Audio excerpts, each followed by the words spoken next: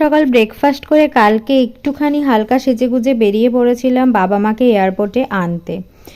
কালকে আমার শরীরটা খুবই খারাপ ছিল, তাই মানে চোখ মুখ খুব শুকনো, বেশিক্ষণ আমি বাবা মার সাথে এয়ারপোর্টে কাটাতে পারিনি, কিন্তু ইচ্ছে ছিল।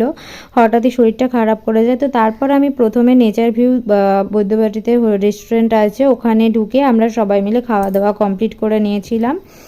আর ওখানকার খাবার দাবারের কোয়ালিটি ভীষণ ভালো, তোমরা ট্রাই করতে পারো। তারপর আমি একটু ঘুরে ঘুরে দেখাচ্ছিলাম নেচার ভিউ হোটেলটা, রেস্টুরেন্টটা কেমন। তারপর বাড়ি ফিরে কি কি কেনাকাটি করে এনেছে, ওরা কি কি এনেছে, বা আমি দুটো জিনিস কিনেছিলাম বৈদ্যবাটি স্টেশন থেকে, তো সেটা শেয়ার করছিলাম। আর তারপর ওরা কি কি এনেছে সেগুলোই তোমাদের সাথে শেয়ার করছিলাম। আমাদের সকলের জন্যই এনেছে মাফলাট, কিছু ড্রাই ফ্রুটস, তারপর কিছু ম্যাগনেট, এইসব এটসেট্রা, পেন, ওখানকার জিনিসপত্র সব এনেছে।